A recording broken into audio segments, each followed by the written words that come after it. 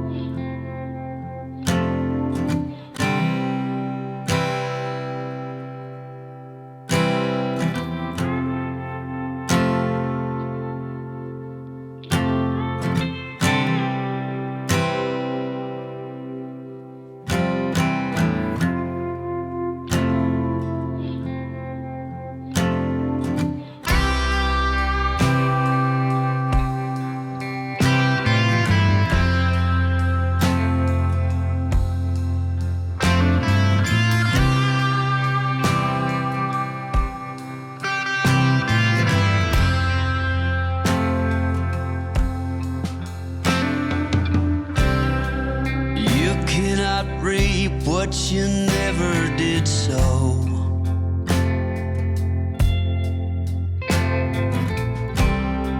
You cannot learn what you never won't know.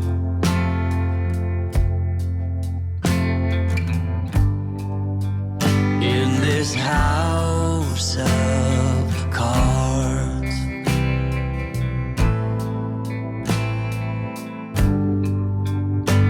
with only hearts. All right, so that should work as my temporary solution until I have the manifold all set up. And it also is really helpful because now I'm not under pressure to get the manifold set up because I don't even have the irrigation control panel yet. So it's gonna take a second, but the trees obviously will still need water. They've been without water for 3 days now, so it's time. So I'm just gonna turn this on and flush the system without any bubblers. And I don't know how much water pressure I have, if I can do all of that at once or if I need to go and cap them. But yeah, I just gotta get all the dirt out of the system because I definitely have dirt in the system. I try to be clean, but this time around with the open 90s at the bottom of the trench before I put the risers in, there's definitely dirt in the system. Let's say 5 minutes.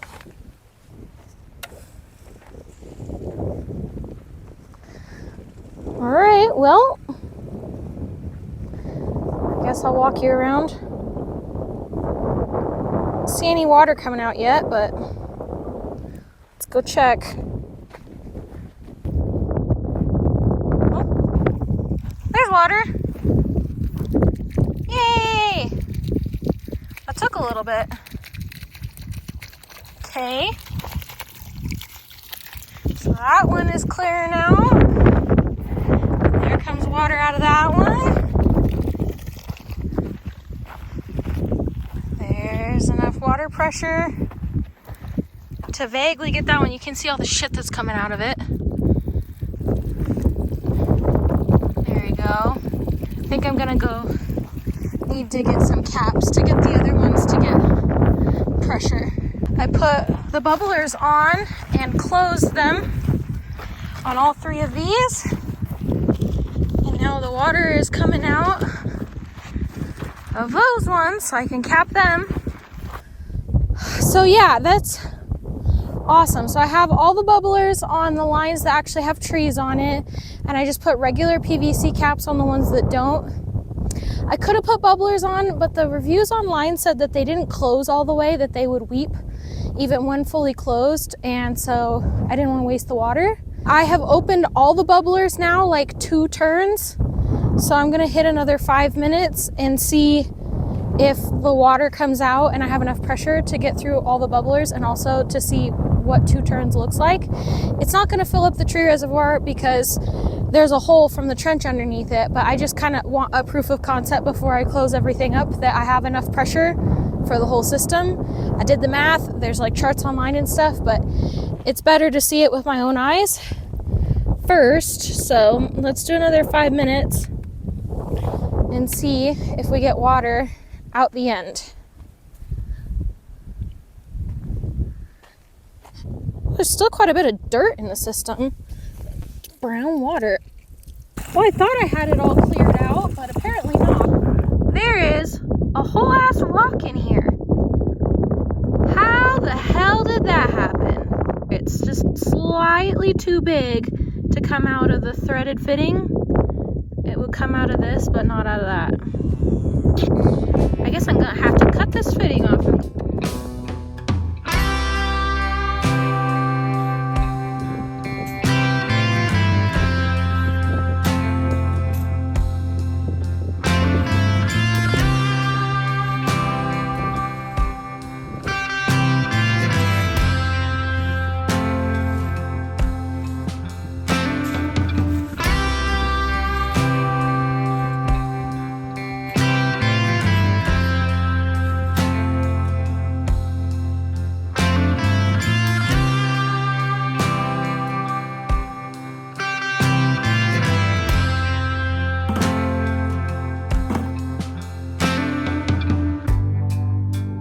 In this house of cards,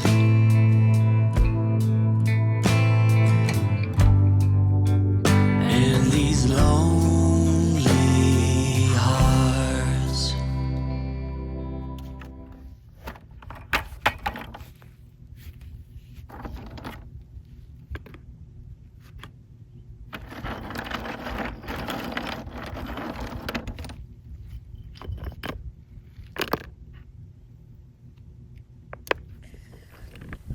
Alright, good morning, you guys. I have been doing a little bit of work off camera. I got some rocks picked up around the property and put into the valve cover boxes so that they're not so easy to move. And I still need to put stuff around the outside of them so that like things can't dig underneath them and flip them up as easy, because I don't think the rocks inside would stop something from doing that. They're not that packed in there. But so far they've lasted. I saw 2 jackrabbits yesterday. So I think they're my main culprits right now, and they're obviously very large and very strong. So just trying to make them jackrabbit proof is going to be a little bit more work than making them squirrel proof or bunny proof. I also have started getting the trench filled in because it's been open for a week. I don't see any wet spots. The irrigation's been running on its timer like it had been when we were using the poly tube. So we're good to go on the irrigation front. I just have the spigots that I put together to install. So I'm putting a spigot down here, and this spigot's actually not going to be on the manifold. It's going to come off the end of the manifold and then just go back down into the ground. It's not on a timer or anything. It's just going to be a regular spigot on the regular line. It's just, instead of digging down into the ground and teeing off the PVC that was already buried, I just decided to come off the manifold. It seemed easier. So there's just going to be a regular spigot down here. So I have my hose to do like my compost and hand water my mesquite tree for a little longer before he's on his own in the cruel world. And then eventually I would like a greenhouse in this area. And so I don't want to get the spigot too close to where the greenhouse is going to be, because I think I'm going to end up having a tractor out here to excavate and that kind of stuff. So I don't want to accidentally bump into the spigot or anything. But I also don't want it too far away where it's like annoying to get water into the greenhouse. In fact, I'm not super sure. I might do like plumbing directly into the greenhouse instead of just like having a hose that goes in somewhere. So I'm just like trying to make decisions now for a future that's probably many, many, many years away. And that's really hard, because I can do what I did over on the other side of the irrigation and just put a T on it and then cap it so that if I decide I want to plumb directly into the greenhouse, it's there ready to go. All I have to do is cut the cap off and start gluing and running it towards the greenhouse. I don't know. The trench kind of caved in a little bit, so I have to dig out some of the trench here. I can think while I'm doing that.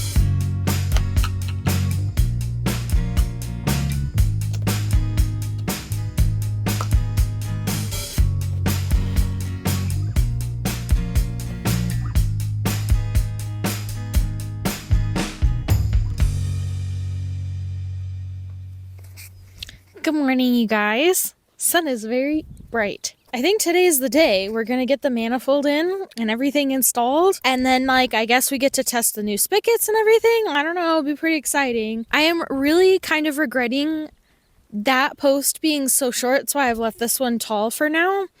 So because this is going to have the manifold on it, also the controller unit, I think I'm just going to mount to the back side. The controller unit is indoor outdoor, so it can get exposed to the elements and everything. That's fine. But I don't know. I just kind of feel like it would be good to kind of protect everything. And I don't want to build a whole little hut over all of this because I just feel like that will become filled with spiders and be gross and everything. But I was kind of thinking it'd be really cute. You know those little wishing wells that have the little A-frame roof over them?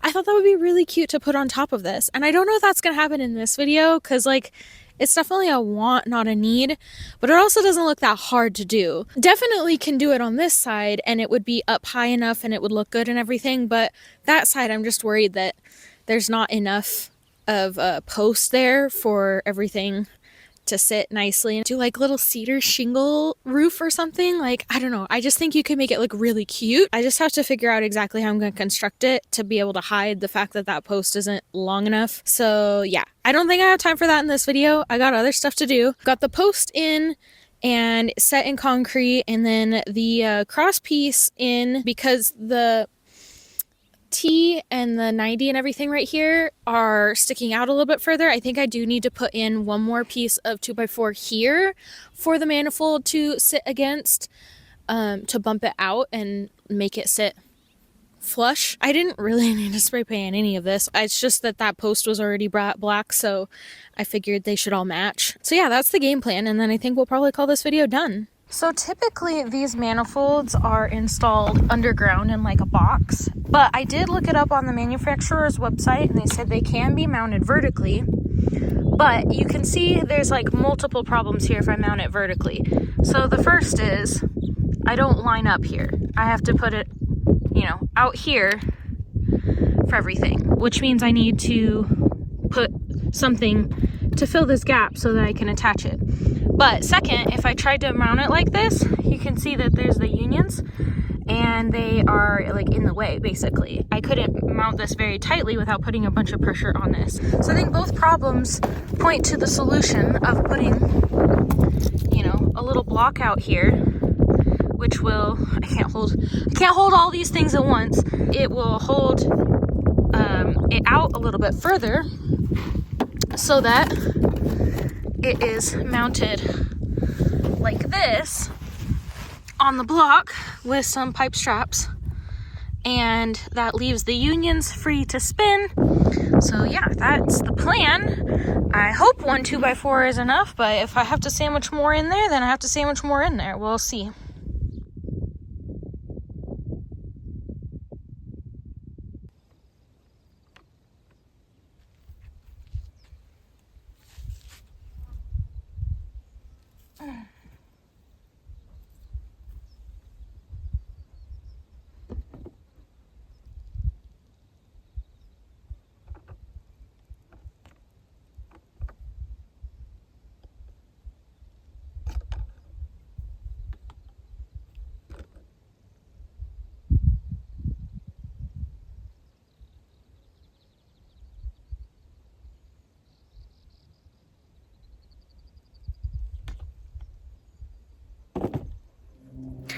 So I was just taking a break. I just got done cutting the blocks that are going to go behind the manifold, and I was just admiring all of my pretty plants on the patio and realized I haven't shown you guys anything that I've done up here. Not that it's a lot, but it's a little, so I thought I'd show you. So yeah, this is what it looks like. That has been there, and all the pots have been here in different places, but this, I got lazy and never hung up, so it was sitting on the bench. And yeah, I hung it up, and it just has a bunch of alyssum in it. And then this pot was over there on top of that blue barrel, which one of these years is gonna get moved, but it didn't have anything in it. And now I have these snapdragons that I'm trying to transplant from this pot of snapdragons to this one. They're looking a little sad. Some of them are definitely not gonna make it, but I also need to water today. I haven't done that yet. But the exciting thing is this hanging basket and then this pot, which are both strawberries, and they were sent to me by my dad. He put them in a Folgers can with some water, and they just lasted long enough to get here. This is one of those fruit baskets that you're supposed to have like in your house. And I just got all these cocoa liners that fit them, and well, they fit them pretty well. They don't fit them perfectly. And I just packed them in here. I transplanted a lot of strawberries in here. And it'll be kind of cool because it's a little bit of an experiment.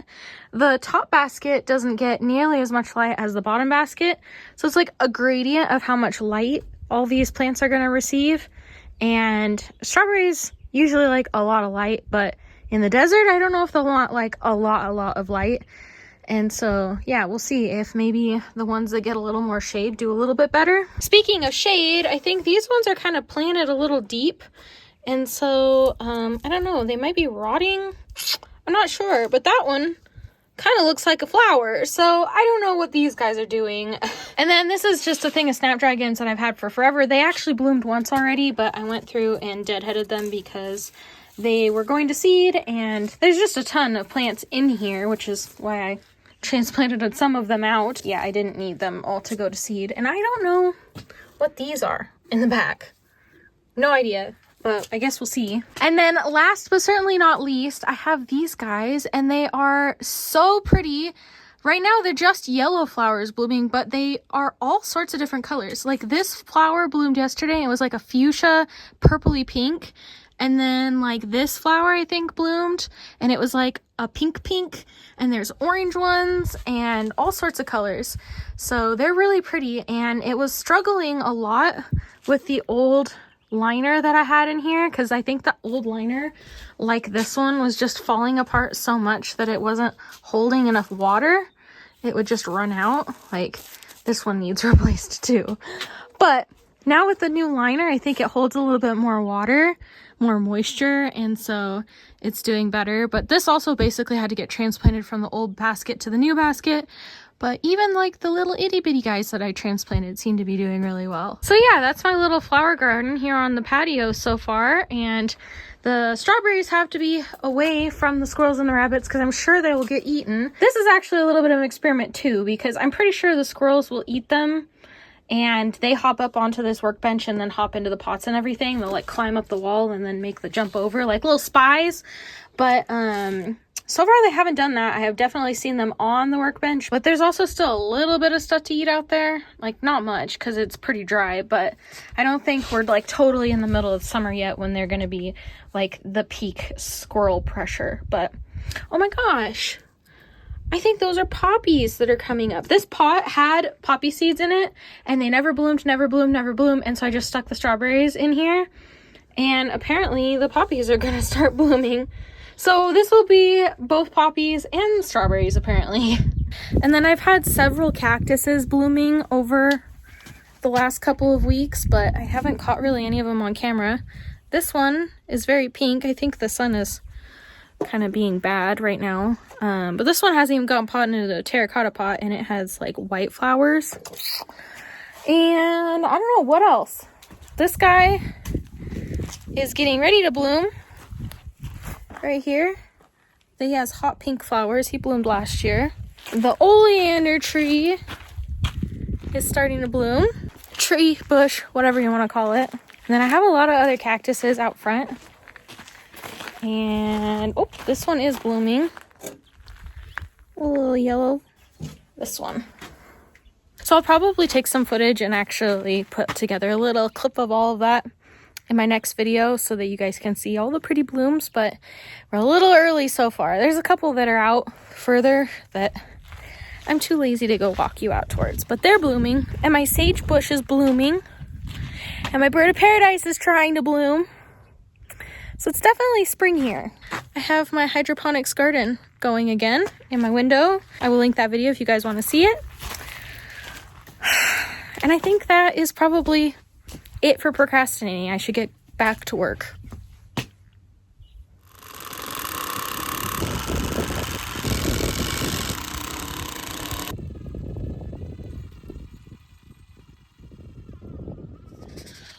All right, you guys, I think this is where we're leaving the project. I have had the worst luck with the camera and recording and everything, so you missed putting this all in and installed. I only have one backflow preventer, and so I can't actually hook all of this up. There's a break right here. It's kind of a pain to take the backflow preventer off of this and put it back on, especially because I don't have my controller unit installed. So I just have to put it right back to be able to keep watering the trees off of the old timer. So I am kind of stuck right now until I have a little bit more time and some more materials and can put the whole rest of this together. So this is the stopping spot. I mean, I could go ahead and like glue this up together to put this installed, but I don't care that much, honestly.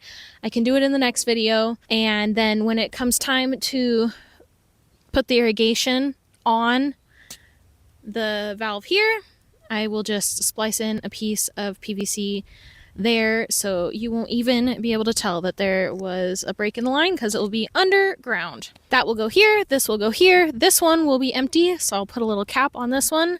And then we have this coming off the end to go to the spigot, and this bypasses all of the solenoids, so this will just be permanently pressurized just like a regular spigot. I think I'm gonna go solar with my controller, which is exciting, but also the stuff that you can buy that's like pre-made for solar is so expensive, and I do have quite a bit of experience with solar because I did it for my van and everything, so I think I have pieced together everything that I need to be able to do it on the cheap. But you know, time will tell to see whether or not that works. But it looks like this is going to be a part 3 to get all of that done, and then the water running through the solenoids and getting the timer off and everything. Yeah, it's just going to be a project for another day, man. I ran out of time. Don't have time to do it. It really is a bummer though, because I have a tree way over there that could really use this 100-foot hose to water it with, but right now I have that hose going all the way back down to my compost bin and all that kind of stuff, so can't really get rid of it until this line is working, so that I have a spigot down there and I can just use a small 25-foot hose and the 100-foot hose can go away. So I'm still watering an entire tree with a gardening can over there, and that is not fun. Wow, that's a neat bird. Oh, he's going after a bug. Is he gonna get in the background of this video? There was a moth that flew right in front of him and he was like, I'm gonna get you. So cute. I think it's a phoebe if I have my birds down, but I could be wrong. The third part to this whole irrigation saga is not going to be happening in the next video, because at the end of this month, it is actually my 4-year homestead anniversary. Crazy, I know. I didn't do a ton in year 3, so I didn't do a 3-year recap video because of my knee and my quad and the paralysis and all that jazz. You guys know the story. I have 2 years now that I have to put into my video, and I haven't started yet, and there's not that much time left for me to edit it. So I'm gonna be busy working on that video. It's gonna be a lot of work, a lot of footage to put together into one cohesive story. But I love those videos, and I know you guys love them too, so I'm excited to work on it. But yeah, that's going to be my next video, not this. So if you guys don't want to miss that video, go ahead and make sure you hit the subscribe button and the notification bell if you haven't already. Like and comment on the video and all that jazz. You guys know the drill. I did set a 10,000 subscriber goal for that video, and since that video is just in a couple of weeks, I don't think we're gonna hit that goal. I actually lose subscribers every time I post a video, which like makes me feel really good about life and about what I'm doing. So the goal is not gonna happen anytime soon. I really appreciate all the people who are here every week though. I see a lot of returning faces, the people who send me stuff off of my Amazon wish list and who leave like the nicest comments every week and super helpful comments every week. You know, I don't feel so bad about not hitting the goal, but you know, it would have been nice. There's always next year, right? I mean, the projects on the homestead are not going to stop, so I don't really see a reason for me to stop. Okie dokie, well, I think that's everything. I'm gonna get out of this hole, and we'll see you all in a couple weeks for my next video. Bye.